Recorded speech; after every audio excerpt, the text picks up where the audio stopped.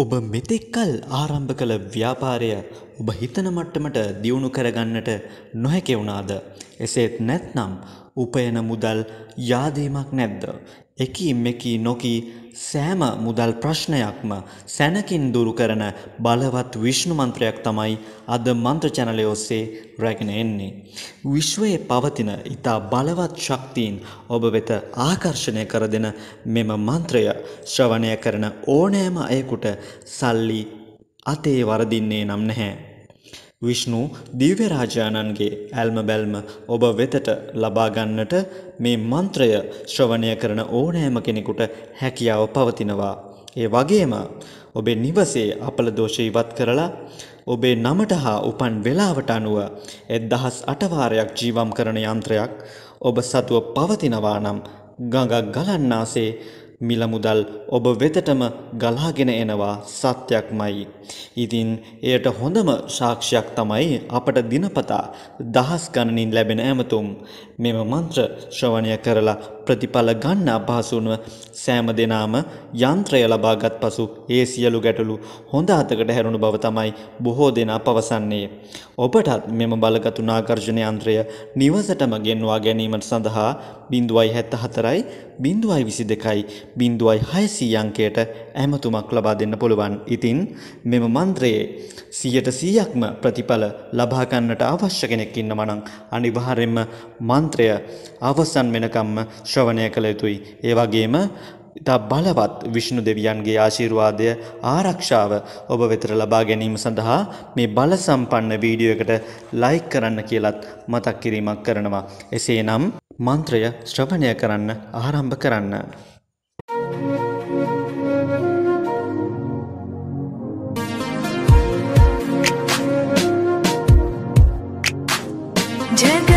जगज्जालपालं कचत्कण्ठमालं शरच्चन्द्रपालं महादैत्यकालं नभो नीलकायं दुरावारमायं सुपद्मासहायं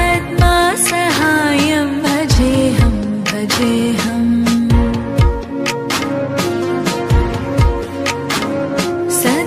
सदाम्बोधिवासं गलत्पुष्पहासं जगत्सन्निवासं शतादित्यभासं गदाचक्रशस्त्रं लसत्पीतवस्त्रं हसच्चारुवक्त्रं भजेऽहं भजेऽहम्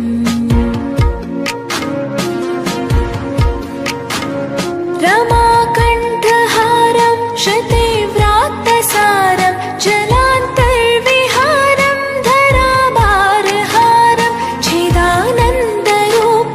मनोज्ञस्वरूपं धृतानेकरूपं भजेऽहं भजेऽहम्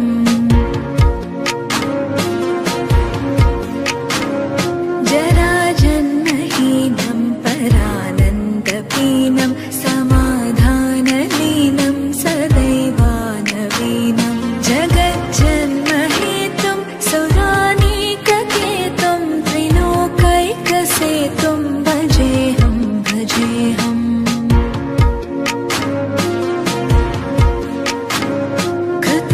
कृताम्नायदानं कदाधीशयानं विमुक्तेर्निदानं हरारातिमानं स्वभक्तानुकूलं जगद्वृक्षमूलं निरस्तार्थशूलं भजेऽहं भजेऽहम्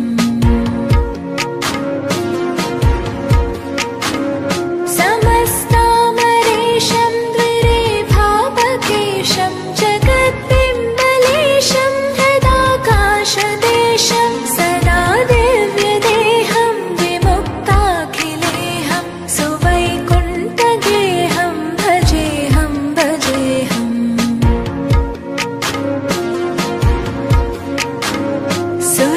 सुरालीबलिष्टं त्रिलोकीवरिष्ठं गुरूणां गरिष्ठं स्वरूपैकनिष्ठं सदा युद्धधीरं महावीरवीरं महाम्बोधितीरं भजेऽहं भजेऽहम् रमा वामभागं तलानग्ननागं कृताधीन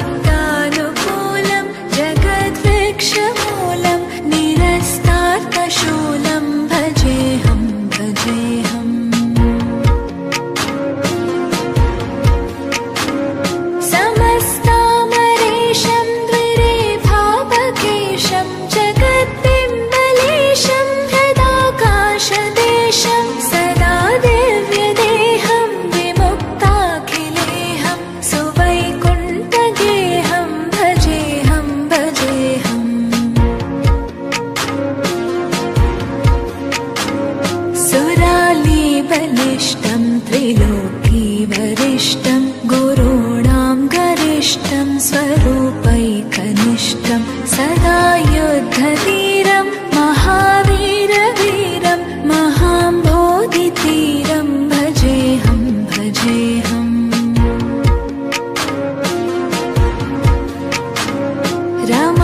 रमावामभागं दलानग्ननागं कृताधीनयागं गतारागरागं मुनीन्द्रैः सुगीतं सुरैः सम्परीतं गुणोदैरतीतं भजेऽहं भजेऽहम्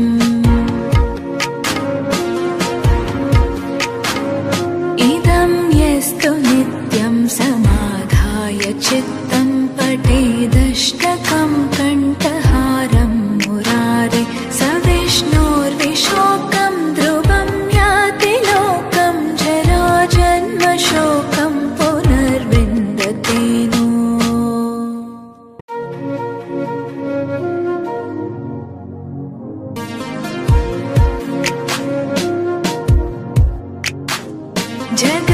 जगज्जालपालं कचत्कण्ठमालं शरच्चन्द्रपालं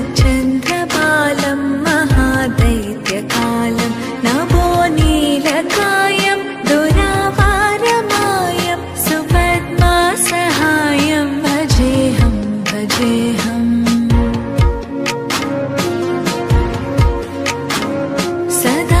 सदाम्भोधिवासं गलत्पुष्पहासं जगत्सन्निवासं शतादित्यभासं गदाचक्रशस्त्रं लसत्पीतवस्त्रं हसच्चारुवक्त्रं भजेऽहं भजेऽहम्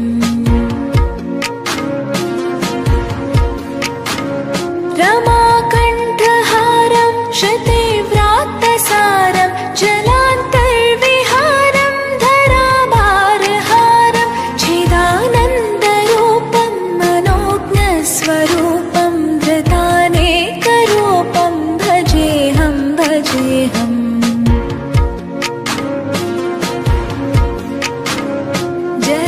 जराजन्महीनं परानन्दपीनं समाधानलीनं सदैवानवीनं जगज्जन्महेतुं सुरानीककेतुं त्रिलोकैकसेतुं भजेऽहं भजेऽहम् कृताम्नाय दानं कदाधीशयानं विमुक्तेर्निदानं हरारातिमानं स्वभक्तानुकूलं जगद्वृक्षमूलं निरस्तार्थशूलं भजेऽहं भजेऽहम्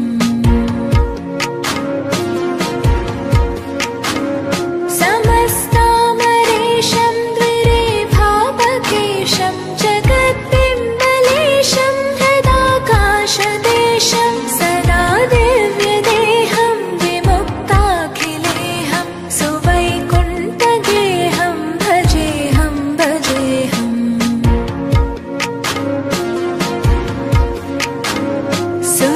सुरालीबलिष्ठं त्रिलोकीवरिष्ठं गुरूणां गरिष्ठं स्वरूपैकनिष्ठं सदा युद्धधीरं महावीरवीरं महाम्बोधितीरं भजेऽहं भजेऽहम्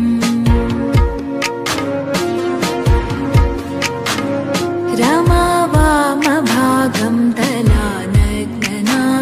कृताधीनयागं गतारागरागं मुनीन्द्रैः सुगीतं सुरैः सम्परीतं गुणोदैरतीतं भजेऽहं भजेऽहम्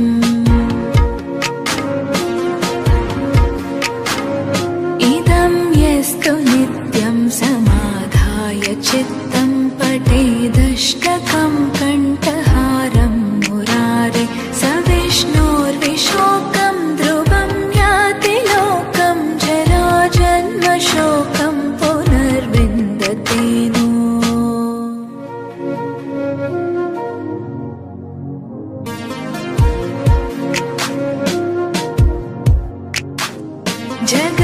जगज्जालपालं कचत्कण्ठमालं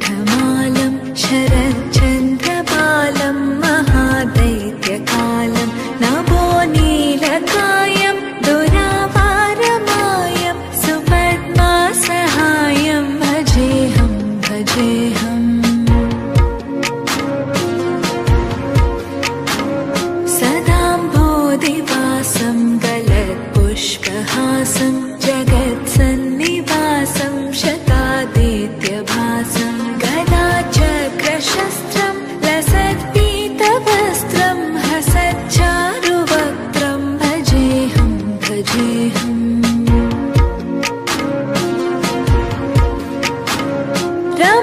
रमाकण्ठहारं श्रुतिव्रात्तसारं जलान्तर्विहारं धराभारहारं चिदानन्दरूपं मनोज्ञस्वरूपं धृतानेकरूपं भजेऽहं भजेऽहम्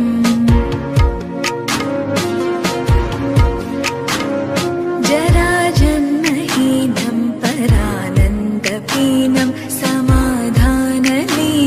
सदैवानवीनं जगज्जन्महेतुं सुरानीककेतुं त्रिलोकैकसेतुं भजेऽहं भजेऽहम्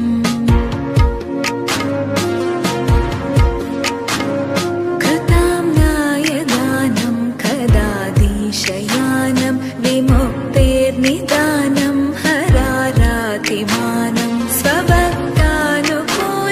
जगद्वृक्षमूलं निरस्तार्थशूलं भजेऽहं भजेऽहम्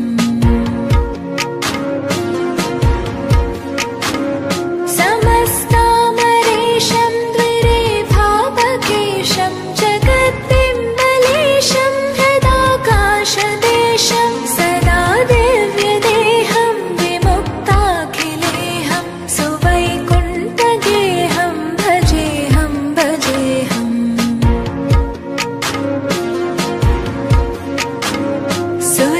सुरालीबलिष्ठं त्रिलोकीवरिष्ठं गुरूणां गरिष्ठं स्वरूपैकनिष्ठं सदा युद्धधीरं महावीरवीरं महाम्बोधितीरं भजेऽहं भजेऽहम्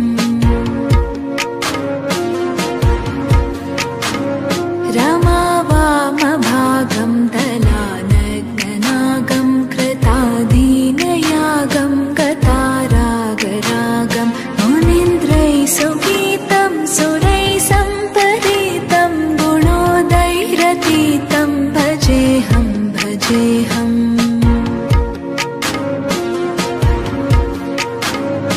इदं यस्तु नित्यं समाधाय चित्तं पठेदष्टकं कण्ठहारं मुरारे स विष्णोर्विशोकं ध्रुवं याति लोकं जराजन्मशोकं पुनर्विन्दते नो।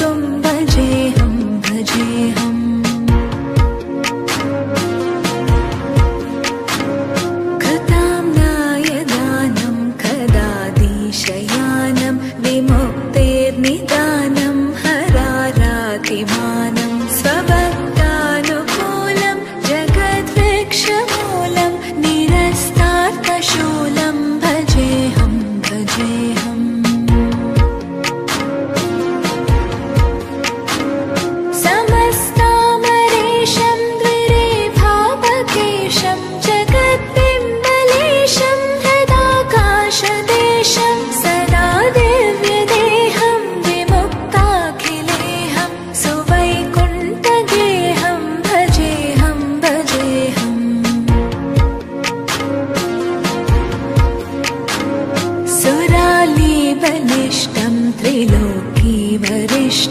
गुरूणां गरिष्ठं स्वरूपैकनिष्ठं सदा युद्धधीरं महावीरवीरं महाम्बोधितीरं भजेऽहं भजेऽहम्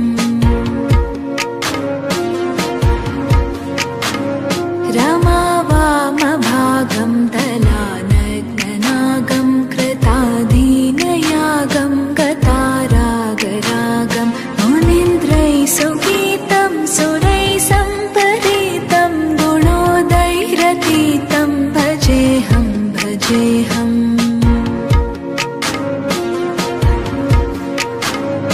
इदं यस्तु नित्यं समाधाय चित्तं पठेदष्टकं कण्ठहारं मुरारे स विष्णोर्विशोकं ध्रुवं याति लोकं जराजन्मशोकं पुनर्विन्दते नो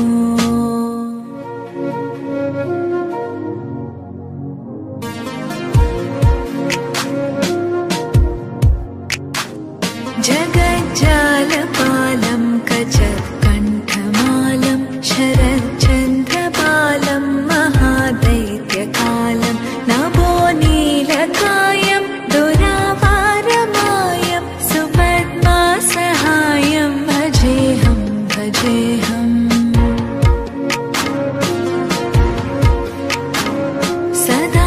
सदाम्भोधिवासं गलत्पुष्पहासं जगत्सन्निवासं शतादित्यभासं गदाचक्रशस्त्रं लसत्पीतवस्त्रं हसच्चारुवक्त्रं भजेऽहं भजेऽहम्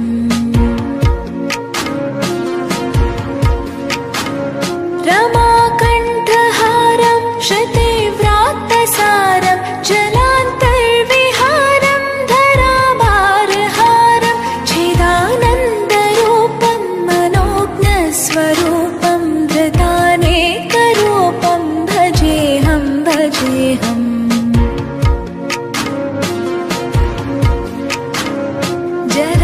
जराजन्महीनं परानन्दपीनं समाधानलीनं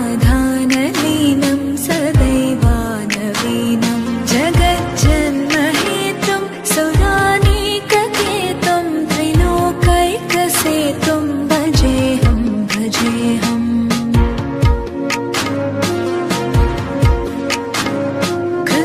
कृताम्नायदानं कदाधीशयानं विमुक्तेर्निदानं हरारातिमानं स्वभक्तानुकूलं जगद्वृक्षमूलं निरस्तार्थशूलं भजेऽहं भजेऽहम्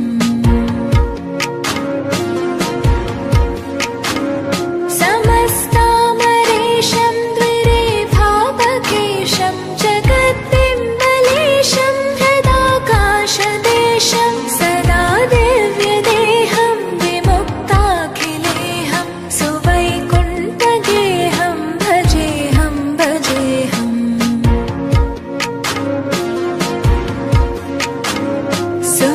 सुरालीबलिष्ठं त्रिलोकीवरिष्ठं गुरूणां गरिष्ठं स्वरूपैकनिष्ठं सदा युद्धधीरं महावीरवीरं महाम्बोधितीरं भजेऽहं भजेऽहम्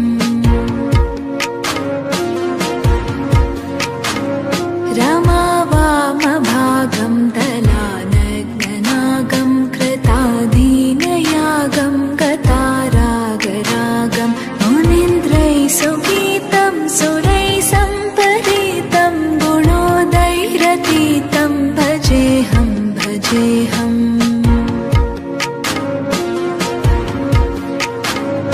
इदं यस्तु नित्यं समाधाय चित्तं पठेदष्टकं कण्ठहारं मुरारे स विष्णोर्विशोकं ध्रुवं याति लोकं जराजन्मशोकं पुनर्विन्दते नो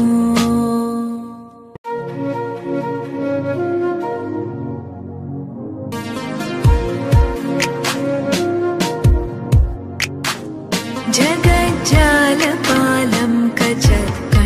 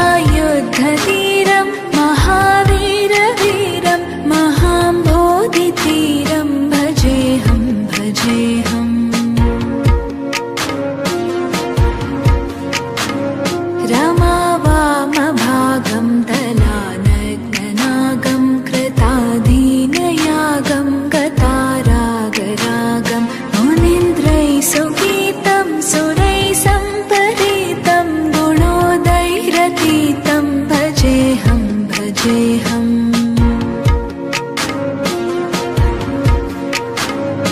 इदं यस्तु नित्यं समाधाय चित्तं पठेदष्टकं कण्ठहारं मुरारे स विष्णोर्विशोकं ध्रुवं याति लोकं जराजन्मशोकं पुनर्विन्दते नो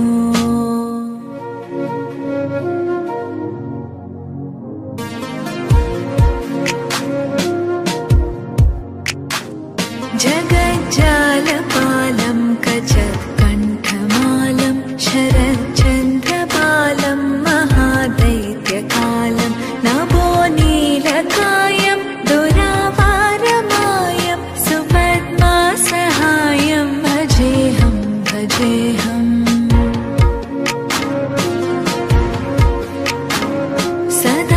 सदाम्भोधिवासं गलत्पुष्पहासं जगत्सन्निवासं शतादित्यभासं गदाचक्रशस्त्रं लसत्पीतवस्त्रं हसच्चारुवक्त्रं भजेऽहं भजेऽहम्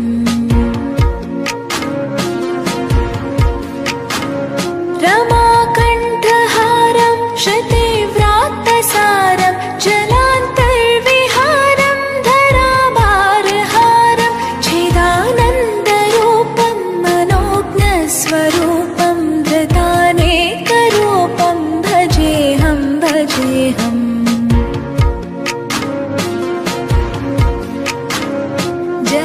जराजन्महीनं परानन्दपीनं समाधानलीनं सदैवानवीनं जगज्जन्महेतुं सुरानीककेतुं त्रिलोकैकसेतुं भजेऽहं भजेऽहम्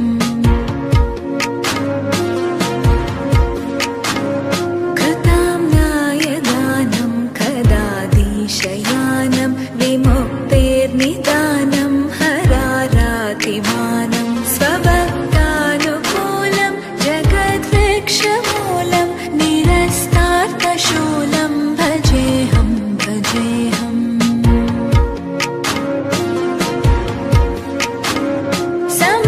समस्तामरेशं द्विरेभावकेशं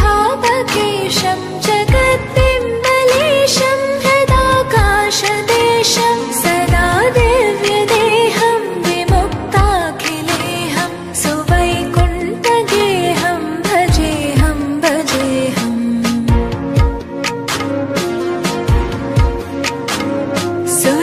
सुरालीबलिष्टं त्रिलोकीवरिष्ठं गुरूणां गरिष्ठं स्वरूपैकनिष्ठं सदा युद्धधीरं महावीरवीरं महाम्बोधितीरं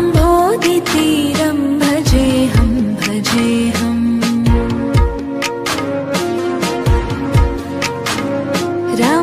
रमावामभागं दलानग्ननागं कृताधीनयागं गतारागरागं मुनीन्द्रैः सुगीतं सुरैः सम्परीतं गुणोदैरतीतं भजेऽहं भजेऽहम्